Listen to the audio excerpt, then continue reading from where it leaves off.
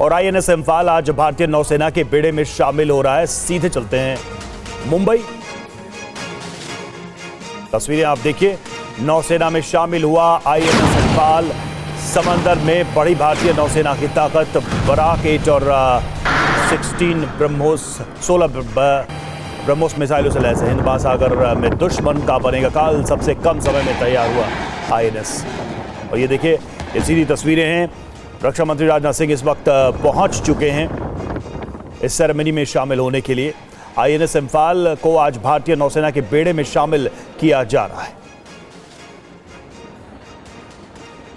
और देखिए, हम आपको तस्वीरें दिखा रहे हैं कि किस तरीके से राजनाथ सिंह आज इस डिस्ट्रॉयर शिप का, यानी जो गाइडेड मिसाइल डिस्ट्रॉयर शिप है, इसको आज भारतीय नौसेना के बेड़े में शामिल करने के लिए वहां पहुंचे हैं। और खास बात यह कि ये प्रोजेक्ट 15B का तीसरा ऐसा शिप है जो भारतीय नौसेना में शामिल हो रहा है। इससे पहले 2 और, विशाखापट्टनम और दूसरे शिप इसमें शामिल हो चुके हैं। अगले साल कहा जा रहा है कि 2024 में आईएनएस सूरत भी इसमें शामिल होगा। ये वो शिप हैं जो सरफेस टू सरफेस, और यानी ज़मीन से ज़मीन, या फिर आप कह सकते हैं कि इसके अलावा ज़मीन से आसमान, यानी शिप से आसमान में भी गाइडेड मिसाइल की मदद से अपने टारगेट को डिस्ट्रॉय कर सकता है। इसके अलावा ये टॉर्पीडो से भी लैस है। खास बात यह कि टॉर्पीडो सबमरीन को निष्क्रिय या फिर उसको डिस्ट्रॉय करने के लिए इस्तेमाल की जाती है। आपको बता रहे हैं कि 16 ब्रह्मोस एंटीशिप मिसाइलें इसमें लगी हैं, 32 बैराक 8 मिसाइलें इसमें लगी है। इसका वजन करीबन 7400 का है। और इसमें एक और बात की एंटी सबमरीन रॉकेट लॉन्चर्स भी हैं। ये इसकी एक और खास बात यह कि रेडार की पकड़ से बाहर रहता है और यहाँ तक कि कई रेडार्स को निष्क्रिय कर दुश्मन के इलाके में घुस सकता है।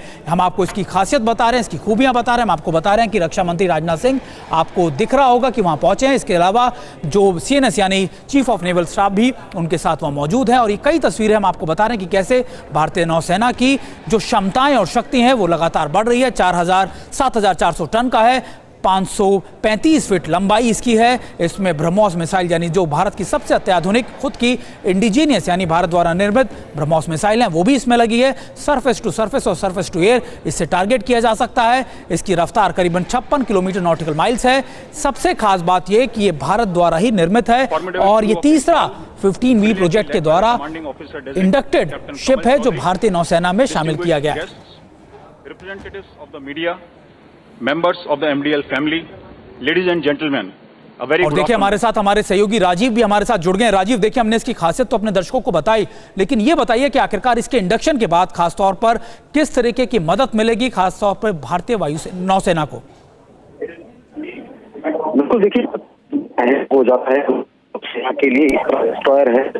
लगातार नौसेना की स्ट्रेंथ बढ़ाने की कोशिश की जा रही है। खासतौर पर अगर पश्चिमी महासागर में बात करें तो जिस वक्त अंतर्राष्ट्रीय स्थिति है, अभी हाल ही में जिस तरह की एक मालवाहक जहाज पर भी हमले की घटना आई थी, तो वहाँ पर जो है मारमुगाव शिप को, जो कि इसके पहले कमीशन की गई थी, उसको वहाँ पर भेजा गया था। तो जाहिर बात है कि अगर हिंद महासागर में या फिर अरब सागर में इस तरह की स्थितियां होती है, तो चाहे पाकिस्तान की तरफ से हो या चाइना की तरफ की, हमारे पड़ोसी देश हैं और हमेशा से उन देशों की तरफ से कहीं ना कहीं एक कुछ ऐसी स्थितियां पैदा होती रहती हैं। तो ऐसे हालात में निपटने के लिए इस तरह के जो डिस्ट्रॉयर शिप होते हैं बहुत मायने रखते हैं, क्योंकि चाहे जल थल नभ तीनों ही टारगेट को ये सेट कहीं से भी अगर अटैक करना चाहे तो चाहे वहां पर ये अपना टारगेट सेट करके उसको अटैक कर सकती है, कर सकती है। जी, बहुत शुक्रिया इस तमाम जानकारी के लिए राजीव। लेकिन जब वापस इंडक्शन होगा तब हम आपको तस्वीरें आप तक पहुंचाएंगे।